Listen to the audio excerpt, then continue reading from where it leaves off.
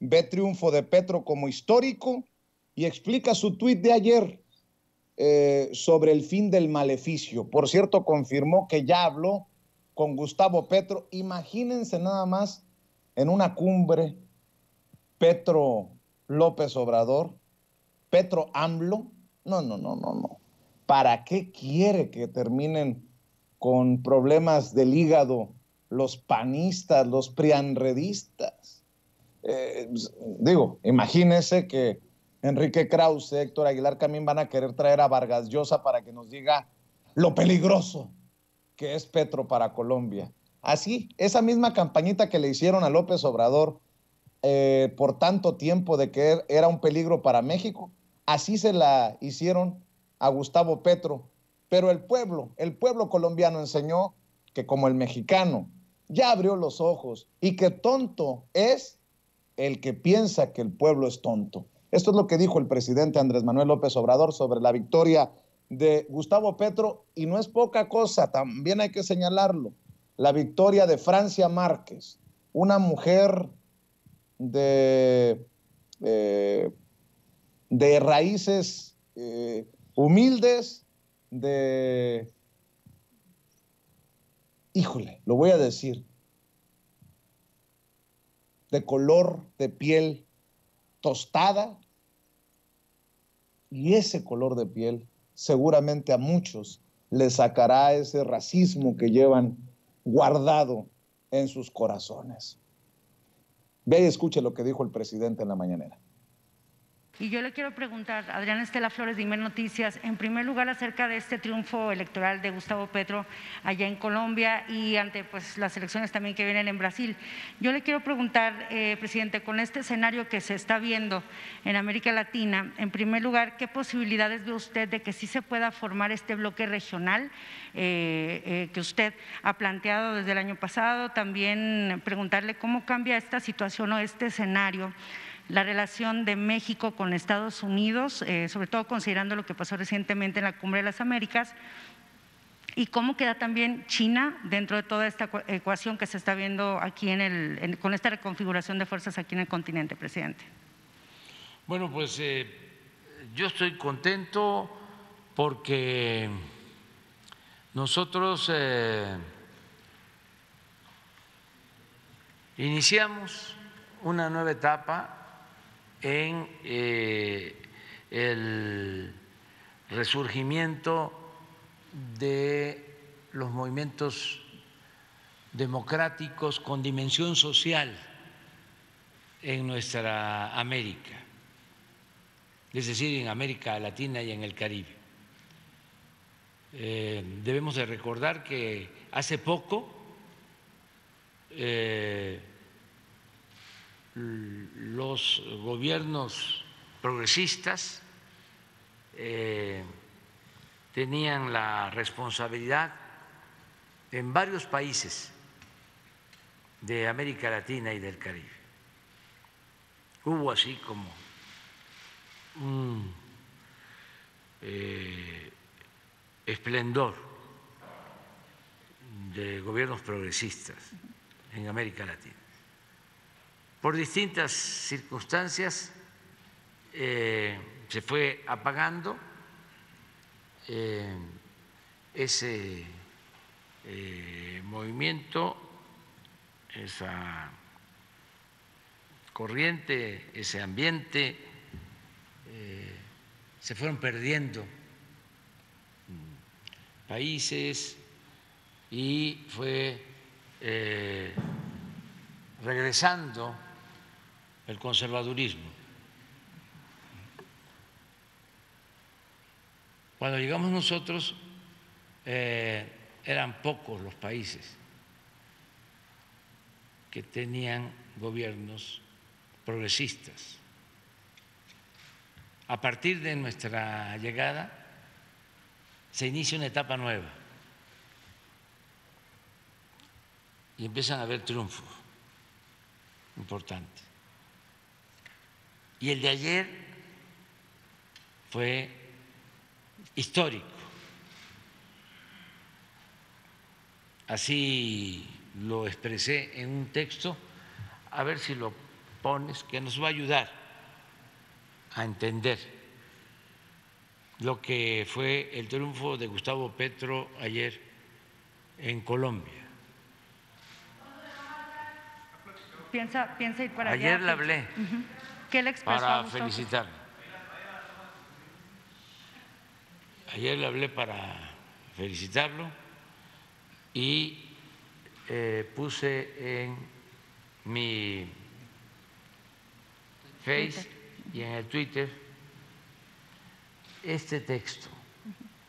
El triunfo de Gustavo Petro es histórico. Los conservadores de Colombia siempre han sido tenaces y duros.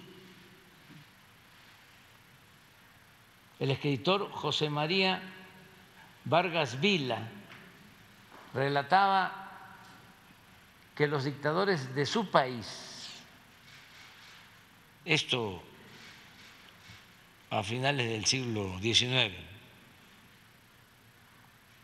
que el conservadurismo estaba en su apogeo, cuando todavía Panamá pertenecía a Colombia.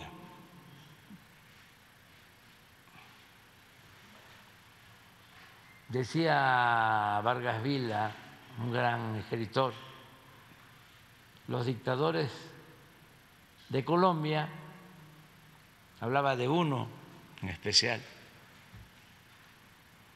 que le llamaban la Pantera Blanca, mojaba en agua bendita su puñal antes de matar. Que es una historia de esta época, es el personaje de la novela de Gabo.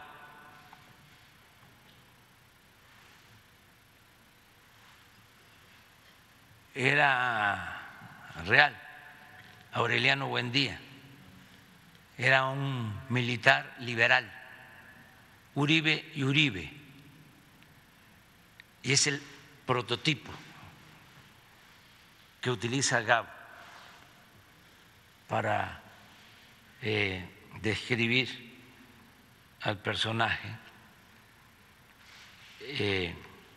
Aureliano Buendía, de esa época.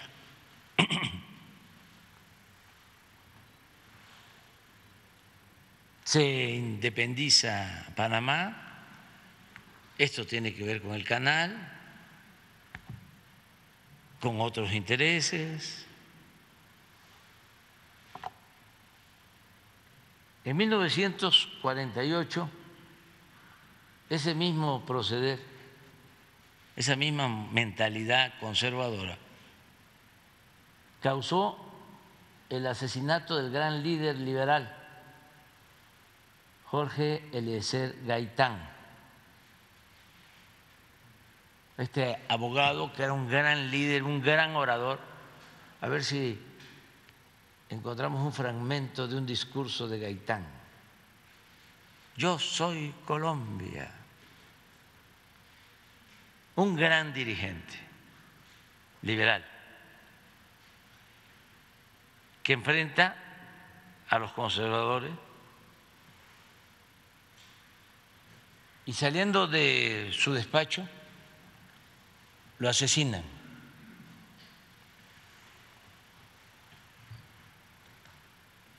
Y el pueblo enardecido por el crimen de su líder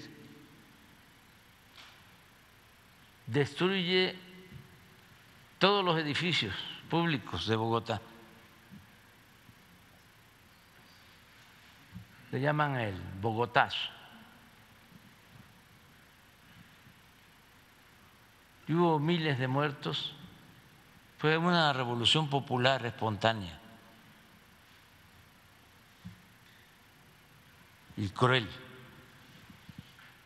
porque perdieron la vida muchos. Gabriel García Márquez escribió, ¿cómo se llama su libro de memoria? Vivir para contarlo. Ahí él describe que su amigo Wilfrido Mathieu le fue a avisar del asesinato de Gaitán. Y su amigo le expresó: se jodió este país.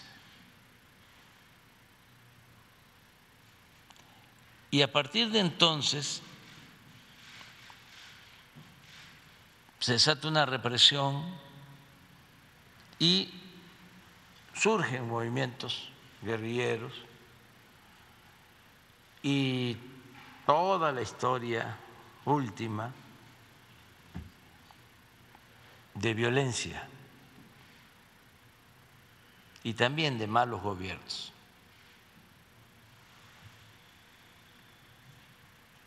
Por eso puse al final: el triunfo de hoy puede ser el fin de ese maleficio.